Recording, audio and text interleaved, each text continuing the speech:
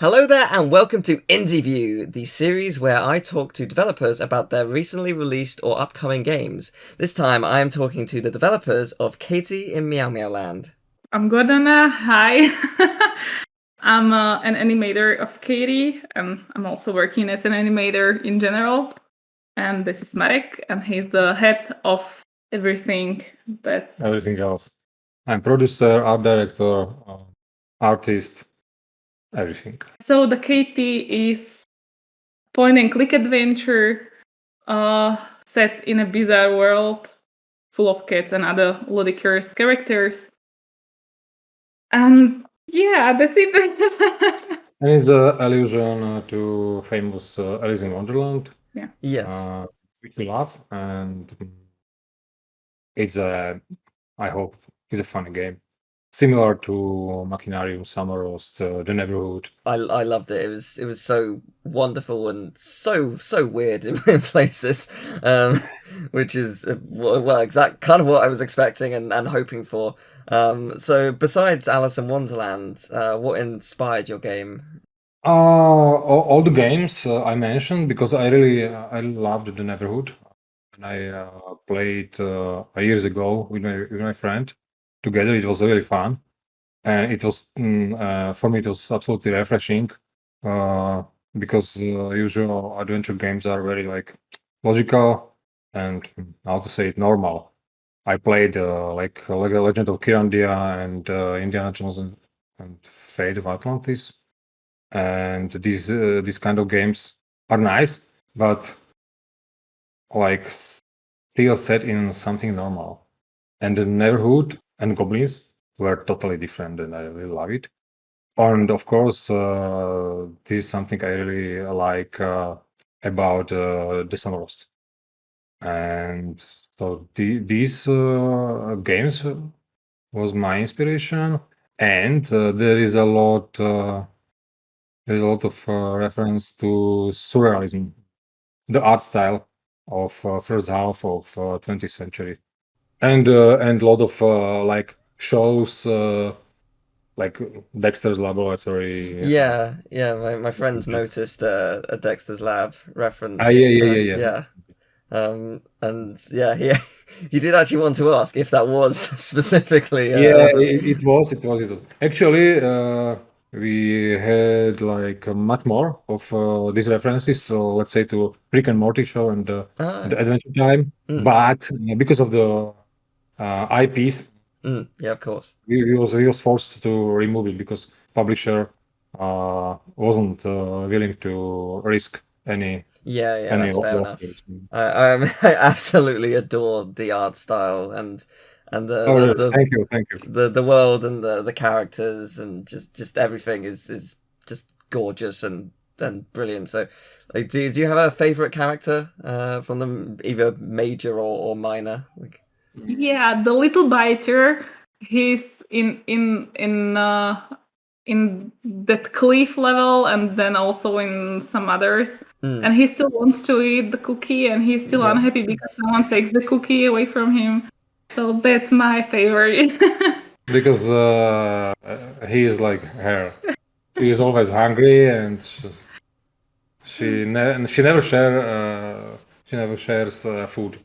Never. My favorite character is that blue elephant because he's totally crazy. He's absolutely crazy, and my friend give him a great voice acting, which kicks him up. There's no wrong answer. I don't think they're all brilliant. I love the snail. It's such a clever idea. I love that. Well, actually, that's a reference for the Neverending Story, the movie, a very old one. Have you seen it? No. I've been told to watch it many times. I clearly need to. Don't worry. Really? Yeah, okay, I'm too old. No, I've been told to watch so many times. It's like I need to find time to watch them, and clearly this is definitely one of them. I imagine creating a point-and-click puzzle game is quite challenging for a lot of reasons, not just the puzzle aspects, but also the amount of animations you had to create throughout the whole game. What was, would you say, probably the biggest challenge? Oh, well, the biggest challenge.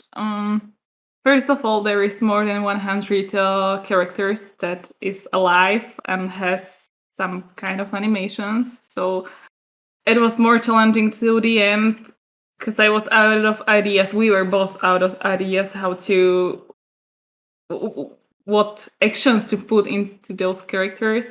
And then the second most difficult thing was to work with the animation program and the game engine or the developing game engine, the Unity, because the compatibility was not working. And we had to somehow find the ways how to make it work. So yeah, there were a lot of obstacles, but we overcome them. So Somehow she managed to with our solve everything. programmers that are not here, but yeah, they also made a lot of work. Yeah, I was gonna ask how big was the team? 6 people. 2 of us. We are like for graphical art. 2 coders and 2 guys. One was making the music and the sound designer. It's a very small team for a lot of work. Yeah. Yeah. What's next for you and the team? Are you planning on ever expanding the world of Catie, or are you going to move on to something brand new? Or? Well, probably we would like to make a sequel, and we will definitely be able to deliver like better game, because you notice some designers flaws in game like that one room with the potion. It's total chaos. We should like avoid situation like this. So we would like to do sequel like Catie 2, but this is probably not gonna happen because there is need to some commercial success, and for now it doesn't look like there will be any, unfortunately. Oh, sorry. That's life. We tried, and yeah, well, we need marketing that we don't have. Yeah. Well, So I absolutely loved it. I thought it was such a charming, just wonderful little game that just it like I was expecting it to be fun and bizarre and just a good time, and it absolutely was. I really enjoyed it. And I don't play too many point and click games typically. Not through any like particular reason, just I don't, but I absolutely loved it, and it has honestly made me want to play more. So it's maybe one day. so in this case, we can recommend you the Neighborhood if you haven't played, and the Samaros series, and the Machinarium, and I think there is a game called My Brother Rabbit, which some people saw some similarities. Yeah. In Catie, but actually, to be frank, I don't play point and click games either, because mostly they are like logical and like mystery detective horror kind. I don't like it. I only like these absurd surreal point and click games, and not the logical one. So, and there is no so many of them which are like that. So probably you will find maybe 5 or 6 of them. And maybe in the future, Catie the second. That'd be very cool if so. Yeah, with like regards to like I guess some of the designs like the potions changing the characters into something brand new and weirder or more magical. Were there loads of like I guess but outside of potential copyright things, were there any like drastic changes that happened? Because like there's just so many just amazing characters. Actually, not really, because Marek came out with those characters like out of his head. Yeah, my imagination is probably very weird. weird. It is I was excellent. asking The reference for Adventure Time and Rick and Morty was problem, but Yeah. For the Rock, it was okay. yeah, Rock probably doesn't have any rights for himself. I don't know. There are some things which are like total like reference. The Hedgehog in the Stars level. It's a quotation from a very old, famous Russian cartoon, which got Oscars maybe in the 60s. And because we are like art people, Gordana is professional animator. She got a school for that, and I got an art school as well. So we are aware of these kind of like old and peculiar art pieces. So we reference them in some way. And as I mentioned, there are references for to Dali and the Magritte, which are very famous surreal painters from first half of 20th century. And he was asking, what are we going to do next? Gordana, she's working in advertisement company now, and so she is not like full member of team. She is covering now only the small like marketing tasks, like social networks.